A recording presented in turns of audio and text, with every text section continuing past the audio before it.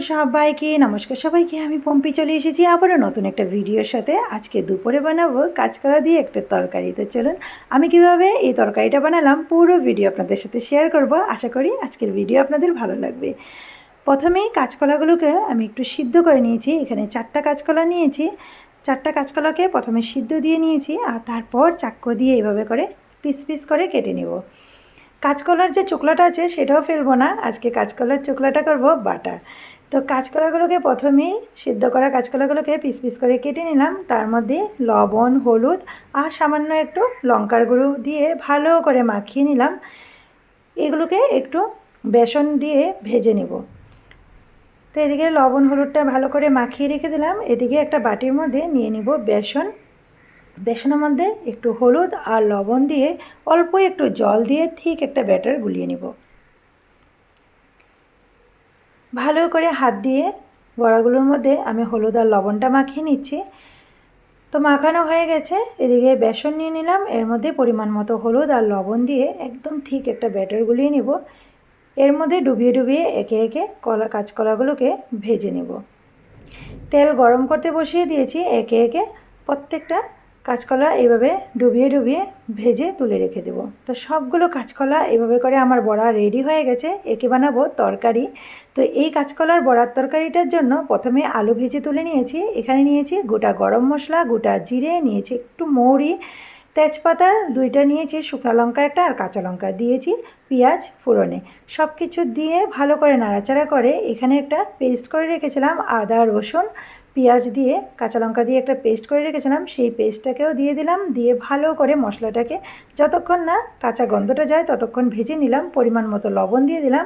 আর ওইদিকে আর একটা বাটিতে গুলিয়ে রেখেছিলাম জিরের গুঁড়ো, লঙ্কার গুঁড়ো, ধনিয়ার গুঁড়ো আর সামান্য একটু হলুদ। সব কিছু ভালো করে একটু জল দিয়ে গুলিয়ে রেখেছিলাম, সেই মশলাটাকেও দিয়ে দিলাম। দিয়ে ভালো করে মশলাটাকে ভাজতে হবে। অনেকক্ষণ ধরে ভেজে নিলাম। ভাজার পর দেখুন সাইড দিয়ে তেল ছাড়তেও শুরু হয়ে গেছে আর মশলাটা কষানোর সুন্দর একটা গন্ধ বেরিয়েছে। তার মধ্যে দিয়ে দিলাম ভেজে রাখা আলু। আলুটাকে দিয়ে আবারও ভালো করে নাড়াচাড়া করে ভেজে একটু ঢাকা দিয়ে রেখেছিলাম। তারপর এখন ঢাকনাটা তুলে পরিমাণ মতো গরম জল দিয়ে আবারও ঢাকা দিয়ে মশলাটাকে ভালো করে জাল করে নেব। এখন আলু আর ঝোলটা ভালো করে জাল হওয়ার পর এই যে আগের থেকেই বড়াটা ভেজে রেখেছিলাম সেই বড়াটাকে দিয়ে দিলাম। দিয়ে আবারও ঢাকা দিয়ে আরও 2 মিনিটের মতন জাল করে নিলাম। সুন্দর করে জাল হয়ে গেছে। এখন উপর থেকে একটু কস্তুরি মেথি হাতে ঘষে দিয়ে দেব। এই নিরামিষ তরকারিটার মধ্যে কস্তুরি মেথি দিলে খুব ভালো লাগে। আমি এতে পেঁয়াজ আদা রসুন ইউজ করেছি। আপনারা যদি কেউ বানান তাহলে পেঁয়াজ আদা রসুনটা স্কিপ করতে পারেন, শুধু নিরামিষ বানালেও এই তরকারিটা খুবই ভালো লাগবে। তো হয়ে গেছে আমার তরকারি রেডি, নামিয়ে নিলাম, বাটিতে ভেড়ে নিচ্ছি। দেখতে দেখুন তো কেমন হয়েছে। খেতে তো খুবই ভালো হয়েছিল। আমার বানিকা তো প্রথমে দেখে ভেবেছিল মাছের ঝোল, তো দেখতে ওরকমই পিসগুলো কেটেছিলাম যাতে মাছের ঝোল লাগে, নিরামিষ মাছের ঝোল। আমি বানিকাকে বলে আজকে খাইয়েছি। তো দেখে বলবেন তরকারিটা কেমন হয়েছে। খেতে ভালো হয়েছে। যদি আমার এই ভিডিও দেখে একটুকু ভালো লাগে ঘরে একবার ট্রাই করতে পারেন। তো এখন করব কাঁচকলার চোকলা বাটা। তো কাঁচকলা চোকলা বাটা করার জন্য প্রথমেই কাঁচকলাগুলোকে একটু ছোট ছোট করে কেটে নেব। তারপর কাঁচকলাগুলোকে দিয়ে দিলাম মিক্সির জারে। দিয়েছি 4-5টা কাঁচা লঙ্কা আর 5-6টা কোয়া রসুনের, দিয়ে ভালো করে একটু পেস্ট করে নেব।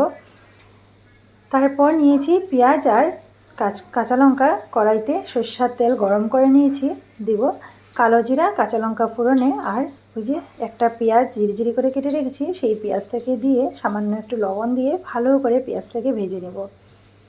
পেঁয়াজটা ভাজা হওয়ার পর এর মধ্যে কাঁচকলার যে বাটা করে রেখেছিলাম মিক্সিতে সেই বাটাটাকে দিয়ে দিব। এখানে লবণ দিয়ে দিয়েছিলাম অল্প, আর কাঁচকলাটা যখন বাটা করছিলাম তখনও অল্প একটু লবণ দিয়েছিলাম।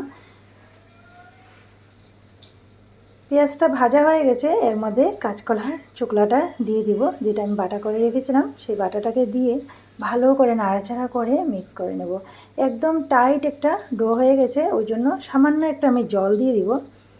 জলটা দিয়ে আবারও জলটাকে যতক্ষণ না শুকায় ততক্ষণ অবধি কড়াইতেই আমি ভাজতে থাকবো।